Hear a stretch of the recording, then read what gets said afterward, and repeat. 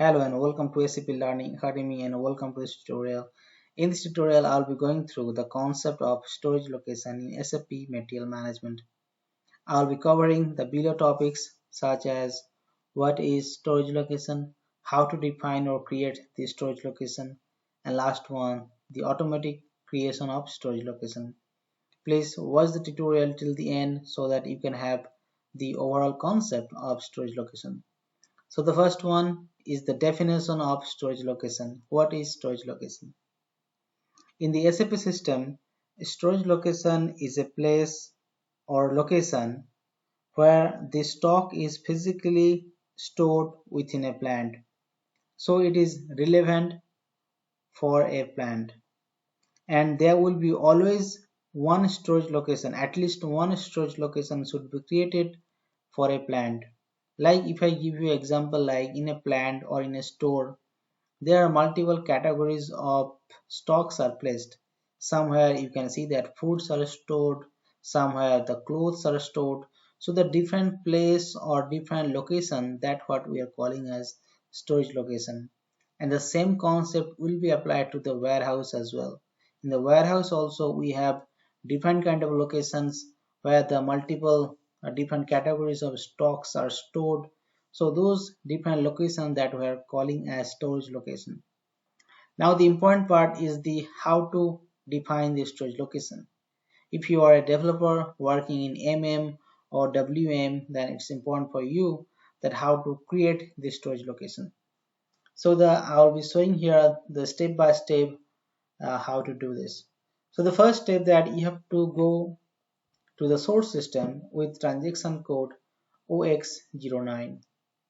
Then you have to, or otherwise you can go with this path in SPRO, then IMG, the enterprise structure definition, material management, and then maintain storage location.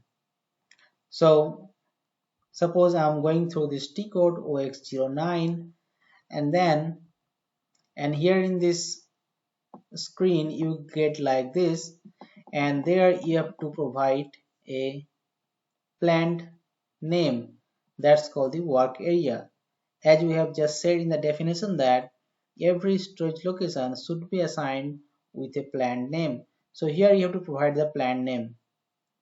So once you provide the plant name and you go further, then here on the change view storage location overview screen, click on the new entries button to define new storage location as per requirement. Now you have to go into the edit mode and click on new entries.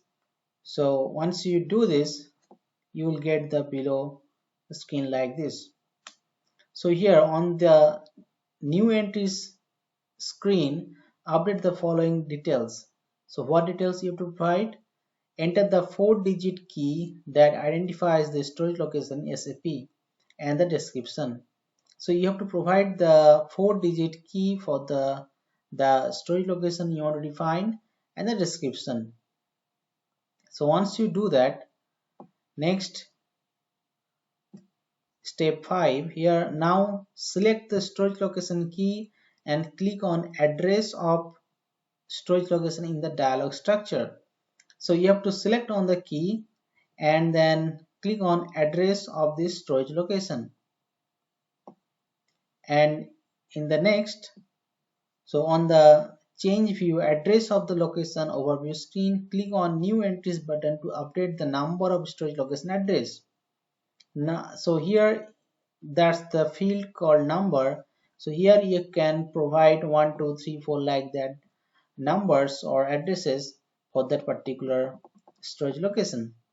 So update the number in the field number, so you can update to 3 characters, and after updating number, press to continue and you're directed to another screen for secondary information. So in this way you can actually successfully you can maintain in the SAP system how to create or how to define the storage location. So we are coming to the last part, that automatic creation of storage location.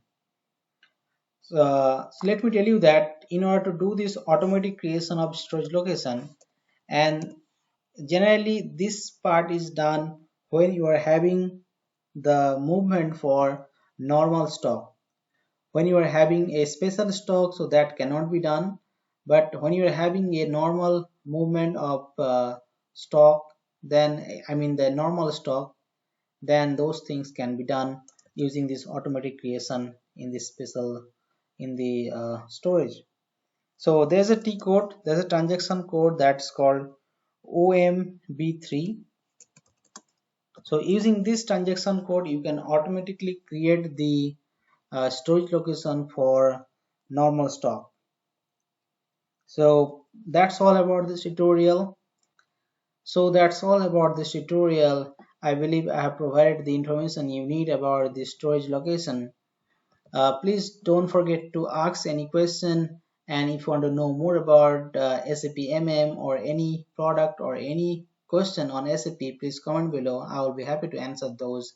And please don't forget to also look into the other tutorials. I've given the links in the below description. Thank you for watching.